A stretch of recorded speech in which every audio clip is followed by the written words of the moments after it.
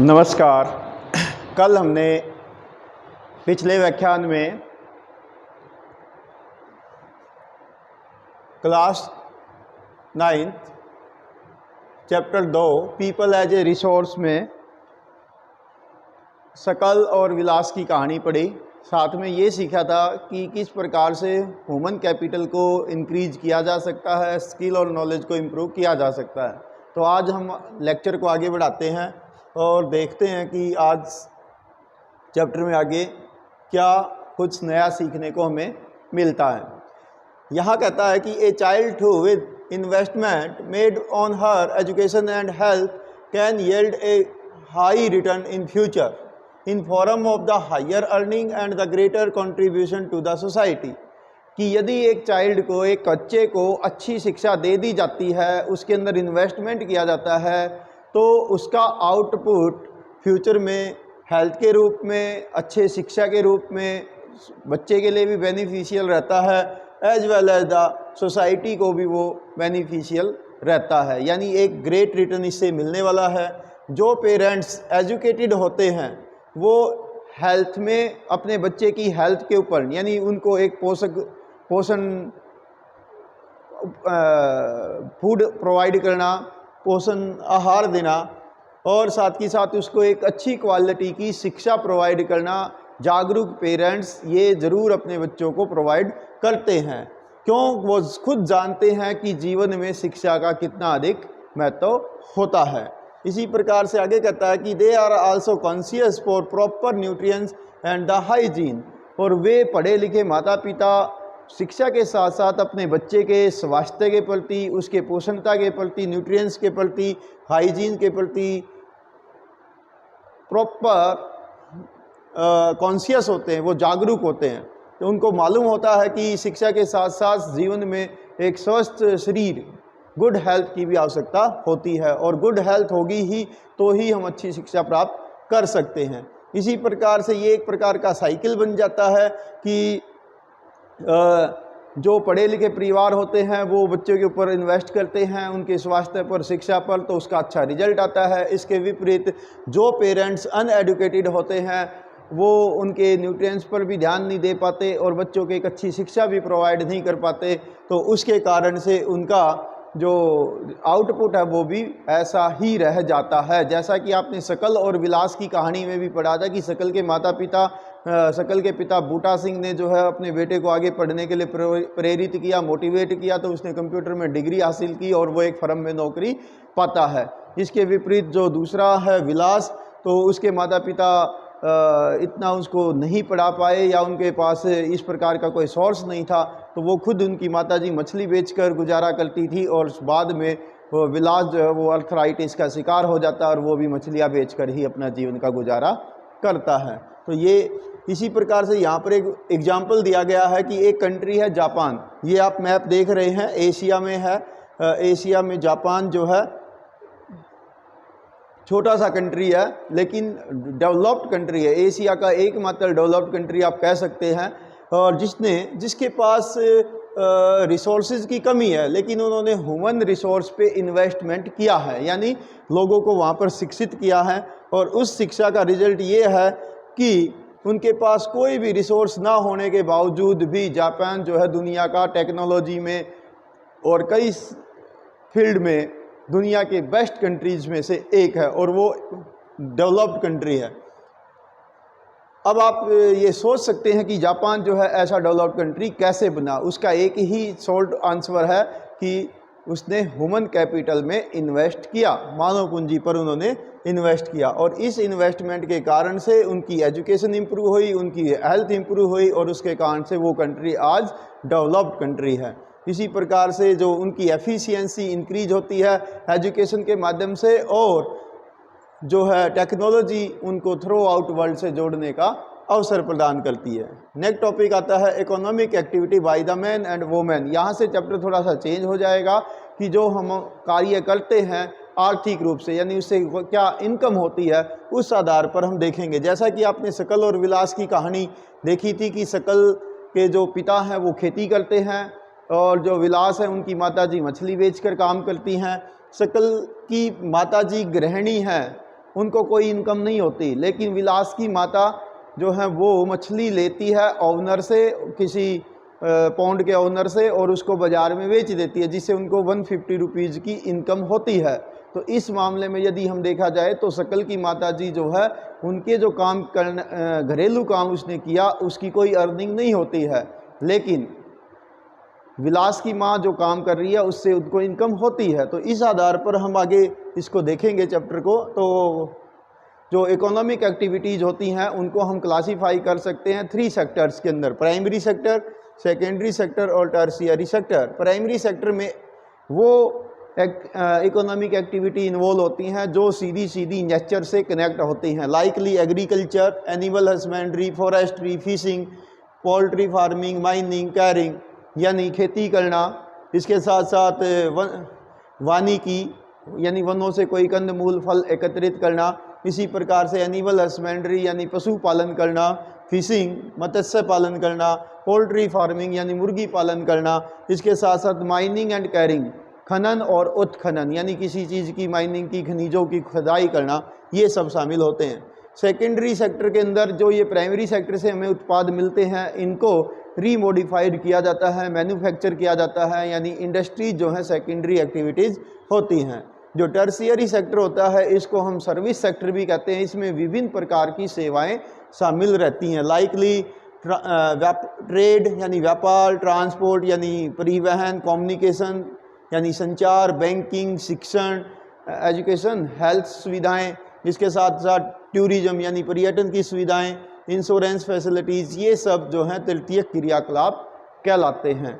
इसमें goods and services जो हैं शामिल होती हैं। ये डायरेक्टली कोई प्रोडक्शन नहीं करते हैं, बट ये प्राइमरी और सेकेंडरी एक्टिविटीज़ के बीच में एक ज्वाइंटर का काम करते हैं, उनको जोड़ने का और उनको प्रसार करने का काम करते हैं। सबसे ब्रॉड जो सेक्टर होता है वो सर्विस सेक्टर है, और ज़्यादातर डेवलप्ड कंट्री में ज़्यादातर पॉपुलेशन जो है वो सर्विस सेक्टर में काम करती है। और जो कंट्री डेवलपिंग होते हैं या जो बैकवर्ड कंट्रीज होते हैं, जो पिछड़े हुए देश हैं, उनमें ज़्यादातर जनसंख्या अभी भी प्राइमरी सेक्टर में ज़्यादा इन्वॉल्व हैं। और these activities add value to the national income, और ये जो आर्थिक क्रियाएं हैं प्राइमरी, सेकेंडरी और टर्शियरी यानी प्राइमरी प्राथमिक क्रियाकलाप, द्वितीयक क्रियाकलाप और तृतीयक क्रियाकलाप, ये जो हैं जो नेशनल इनकम होती है उसमें कंट्रीब्यूशन करते हैं, इसीलिए इनको इकोनॉमिक एक्टिविटी यानी आर्थिक क्रियाकलाप भी कहते हैं। और इकोनॉमिक एक्टिविटीज़ को हम आगे चलकर 2 हिस्सों में डिवाइड कर सकते हैं। एक वे एक्टिविटीज़ होती हैं जो मार्केट एक्टिविटी कहलाती हैं, यानी जिसमें बाजार इन्वॉल्व होता है, और सेकेंडरी वे एक्टिविटी होती हैं जिसमें नॉन मार्केट एक्टिविटी हम कह सकते हैं, यानी जिसमें कोई गैर बाजारी कार्य शामिल होते हैं। जैसे मार्केट एक्टिविटीज़ के अंदर वे कार्य इन्वॉल्व होते हैं जिससे किसी चीज़ का प्रोडक्शन होता है, यानी जिससे किसी न किसी रूप में कोई ना कोई इनकम होती है, जिस काम करने से आपको कोई ना कोई पे या प्रॉफिट होता है, या तो आप कुछ पैसा चुकाते हैं या कुछ पैसा प्राप्त करते हैं या कोई आपको लाभ होता है। तो ये सारी एक्टिविटी मार्केट एक्टिविटी कहलाते हैं। इसमें प्रोडक्शन ऑफ गुड्स या सर्विसेज शामिल होता है, इसमें गवर्नमेंट सर्विसेज भी शामिल होती हैं। सेकंड एक्टिविटी होती है नॉन मार्केट एक्टिविटी, जिसके अंदर जो प्रोडक्शन है वो सेल्फ कंजम्पशन के लिए होता है, यानी काम तो उसमें होगा लेकिन हम उसको मार्केट में नहीं बेचेंगे, वो व्यक्तिगत काम के लिए वो किया जाने वाला काम होता है। जैसे कोई प्राइमरी प्रोडक्ट बनाना या कोई अपने लिए कोई फिक्स एसेट बनाना, तो ये सारे के सारे नॉन मार्केट एक्टिविटी कहलाएंगे। ये आप पिक्चर देख रहे हैं, इसमें ये एग्रीकल्चर है, ये इंडस्ट्रियल सेक्टर है, इसके अलावा ये जो है ट्रेड यानी शिपिंग की जा रही है। तो ये तीनों ही प्रकार की activity primary, secondary and tertiary, प्राथमिक क्रियाकलाप, द्वितीयक और तृतीयक का एग्जाम्पल आपके सामने दिया गया है। और नीचे आपसे पूछ भी रहा है कि क्या आप चित्र देखकर ये बता सकते हैं कि इसमें कौन कौन सी सेक्टर को रिप्रेजेंट किया गया। अब आगे आता है कि due to the historical and the cultural reason there is a division of labour between man and women in the family. हमारे ऐतिहासिक और सांस्कृतिक कारणों से परिवार के ही सदस्यों का, मेल और फीमेल्स का, पुरुष और औरतों का कार्य विभाजित किया गया है, यानी कि कौन कार्य कौन करेगा। हालांकि आज की डेट में ये सिनेरियो चेंज भी हो रहा है, लेकिन फिर भी बहुत सारे काम जो है आज भी, जैसे जनरली वोमेन जो है वो डोमेस्टिक कार्य करती हैं, घरेलू काम काजों में महिलाएं शामिल रहती हैं, जबकि खेतों पर काम करना हो, एग्रीकल्चर सेक्टर का कार्य करना हो, वो पुरुष प्रधान कार्य है, मेन डोमिनेटेड वर्क है। जैसे सकल की माताजी शीला, वो घर में भोजन पकाती है, बर्तन यूटेंसिल क्लियर करती है, उनको साफ़ करती है, क्लीन करती है, वाश क्लॉथ्स कपड़े साफ़ करती है, क्लीन द हाउस घर को साफ़ रखती है, and look after her children, और वो अपने बच्चों का, सकल, जीतू और सीतू, इनका ध्यान रखती है। इसके विपरीत उनके पिताजी बूटा सिंह, वो खेतों में कल्टीवेशन का काम करते हैं, वो खेतों से जो प्रोडक्ट होता है उसको मार्केट में बेचते हैं। इसके अलावा वो earn money for the family, और इन सब को बेचकर उनके परिवार को आमदनी होती है। इसी प्रकार से Sheela is not paid for the service deliver for the upbringing of the family. जो शीला है, सकल की माताजी है, वो जो घरेलू कार्य करती है उसके लिए किसी भी प्रकार की आमदनी उनको नहीं होती है, ना उनको कोई पैसा पे किया जाता है। जबकि Boota earn money with which he spend on rearing his family, और बूटा सिंह जो काम करता है अपने खेतों में, उससे उसको आमदनी होती है। तो इस प्रकार से आप एक सिंपल एग्जांपल से भी समझ सकते हैं कि किस प्रकार से ये market and non market activity हो गई है, या किस प्रकार से घरेलू कार्य करने से कोई इनकम नहीं होती है, जबकि यही काम यदि बाहर उनके पिताजी खेतों में काम करके और प्रोडक्शन को बेच के आते हैं तो उनसे कोई आमदनी होती है। इसके अलावा women are not paid for their services deliver in the family, और जो महिलाएं परिवार के लिए काम करती हैं उनके लिए कोई भी इनकम उनको नहीं दी जाती, या उनको पैसा नहीं दिया जाता है, या उनको किसी प्रकार का कोई भी पे नहीं किया जाता है। The household work done by women is not recognise in the national income, और राष्ट्रीय आय में जो घरेलू काम है उनको शामिल नहीं किया गया है, जबकि ये एक ऐसी कार्य होता है जिसमें there is no break, no holiday, 365 days, 366 days, leap year में 366 दिन वो महिलाएं अपने घरेलू कामों में लगी रहती हैं, लेकिन उनको किसी भी प्रकार का सर्विसेज नहीं दी जाती है। जबकि ये हमारा दायित्व बनता है कि हम उसको क्रेडिट करें और उनको इस सर्विसेज के लिए हम उनके थैंकफुल होने चाहिए। नेक्स्ट सेकंड एग्जाम्पल कहता है Geeta mother of Vilas earn an income by selling fish, और आपने देखा कि विलास की माँ जो है वो मछलियाँ बेचती है और उनसे लगभग 150 रुपीज़ डेली वो कमाती है, तो उनको पैसा मिलता है। इस प्रकार से आप देखते हैं कि जब कोई काम, चाहे वो महिला कर रही है या पुरुष कर रहा है, और वो जब मार्केट में पहुंचता है वो काम, तो उसके लिए पे किया जाता है, उसके लिए इनकम होती है। They are earning like that their male counterpart is determined on the basis of the education and skill. और यहाँ पर आप ये भी देख रहे हैं कि जो पुरुष होते हैं उनको शिक्षा के क्षेत्र में परिवार जो है या सोसाइटी जो है वो ज़्यादा अवसर देती है, जिसके कारण से वो आगे जाकर बेहतर जॉब अपॉर्चुनिटीज़ उनके पास होती है, इकोनॉमिक अपॉर्चुनिटीज़ उनके पास होती हैं। इसी प्रकार से आगे कह रहा है कि education and skill are the major determinant of the earning of any individual in the market. और शिक्षा और स्किल ये महत्वपूर्ण भूमिका निभाते हैं कि उस व्यक्ति की मार्केट में वैल्यू क्या होगी, वो कितनी इनकम कर पाएगा। सीधी व्यक्ति की इनकम की बात नहीं है, उसकी स्किल यानी उसके अंदर क्या टैलेंट है, उसको समाज सोसाइटी कितना पे कर सकती है। The majority of women have merge education and low skill information skill formation.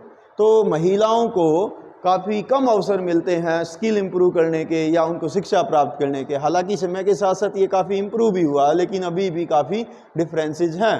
Women are paid low compare to the man, और पुरुषों की तुलना में आज भी महिलाओं को, खासकर प्राइवेट सेक्टर के अंदर महिलाओं को आज भी बराबर काम करने पर कम पे किया जाता है।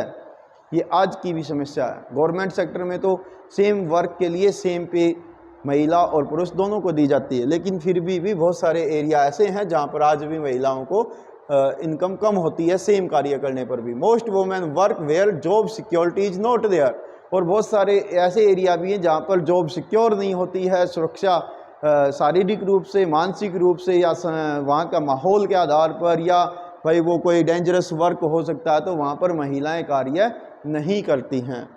ठीक है। और various activity relating to the legal protection is merge तो जहाँ पर जो लीगल एडवाइस होती है उनकी भी कमी है, इसलिए भी महिलाएं जो है इस सेक्टर में कम हैं।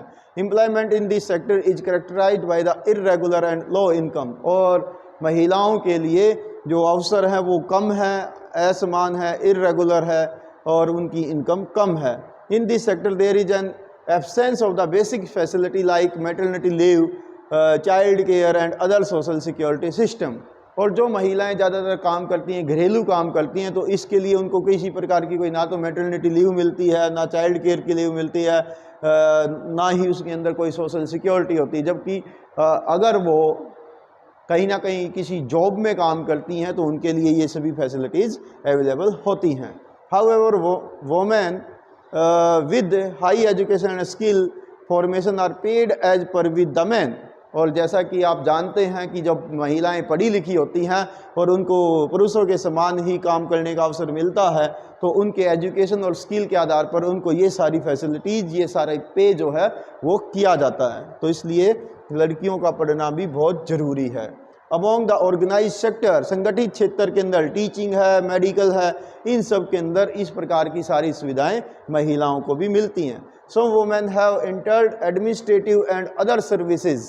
कुछ महिलाएं ऐसी हैं जो पढ़ लिख कर, सामाजिक कार्य करके वो जो है एडमिनिस्ट्रेटिव सर्विसेज में या अदर सर्विसेज, जैसे कोई इलेक्शन भी लड़ते हैं तो उनमें भी वो पहुंच जाती हैं। जैसे जॉब में है तो वो हाई लेवल पर पहुंच जाती हैं। कुछ एक साइंटिस्ट भी होती हैं, कुछ टेक्नोलॉजी के क्षेत्र में या कंप्यूटर के फील्ड में भी बहुत आगे बढ़ जाती हैं, तो उनको ये सारे अवसर बहुत अच्छे मिलते हैं। तो इन सब के पीछे यदि आप बेस क्वेश्चन देखोगे तो आपको पता चलेगा कि एजुकेशन इसमें सबसे महत्वपूर्ण रोल निभाती है। इसी प्रकार से आप ये सब देख सकते हैं कि इन सब के पीछे कारण क्या है।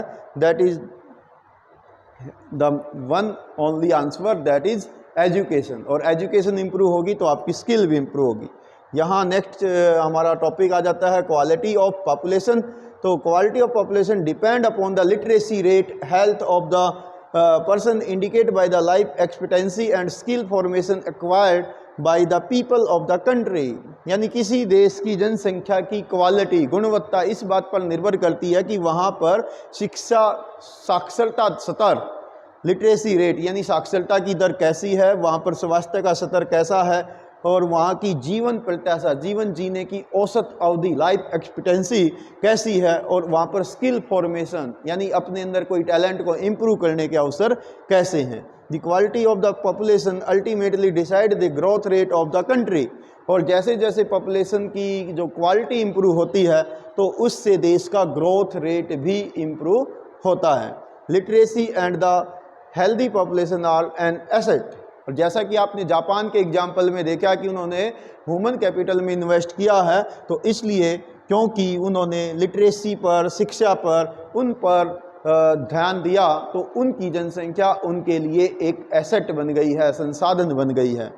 नेक्स्ट आता है एजुकेशन। यदि हम एजुकेशन की बात करें तो एक एग्जाम्पल यहाँ पर रिपीट किया गया है कि शकल ने शिक्षा प्राप्त की, शिक्षा प्राप्त करके उन्होंने कंप्यूटर की डिग्री की, कंप्यूटर की डिग्री के आधार पर उनको जॉब मिली, जॉब में उन्होंने अच्छा सॉफ्टवेयर डिज़ाइन किया, सॉफ्टवेयर डिज़ाइन करने से उनके जो फर्म है उसकी इनकम कई गुना बढ़ गई और उससे खुश होकर उसके मालिक ने उसका प्रमोशन कर दिया। तो ये पैरेलल जुड़े हुए हैं, जो एजुकेशन है, स्किल है, जॉब है, इनकम है और उसका सोशल स्टेटस है, ये सारे के सारे कहीं ना कहीं एक दूसरे से कनेक्टेड हैं।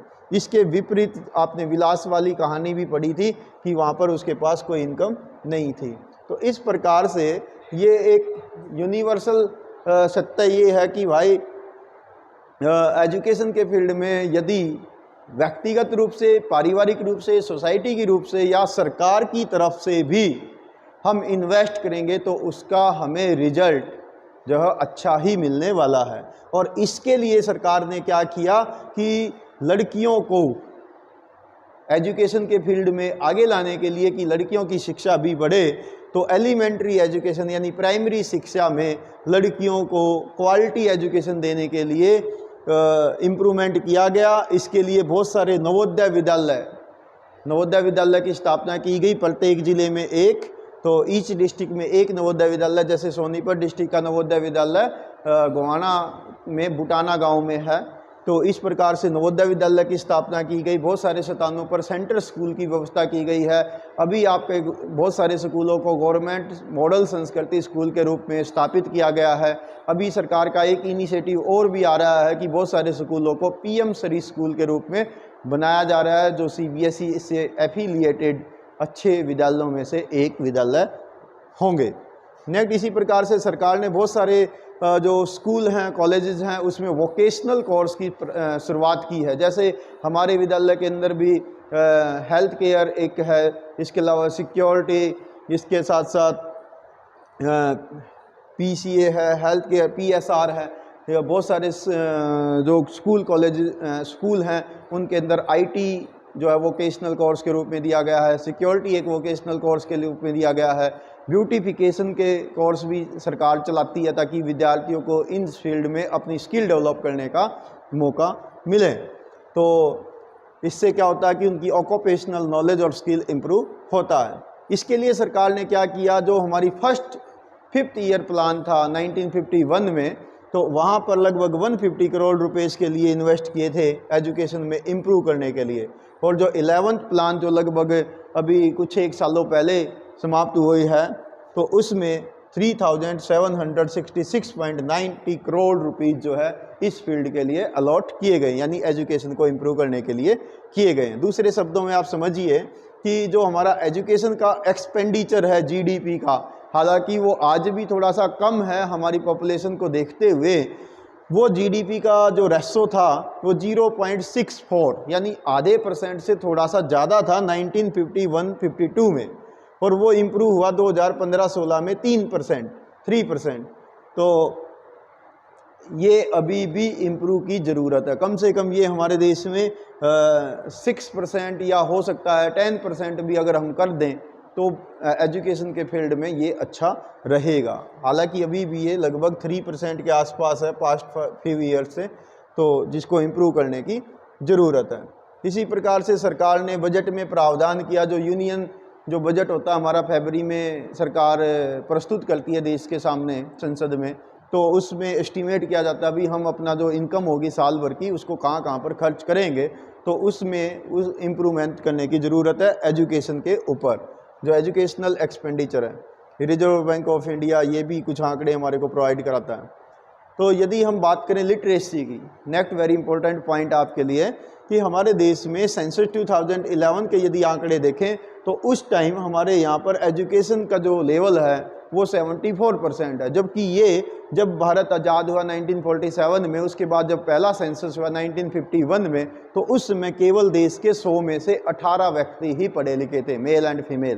तो 18% लिटरेसी रेट था हमारा, जो इस समय 2011 के अनुसार 74.04% एग्जैक्ट डेटा है।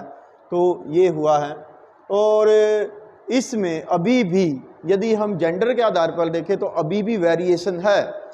फीमेल आज भी लगभग 65% पढ़ी लिखी हैं 100 में से, यानी 35 फीमेल्स आज भी इलिटरेट हैं।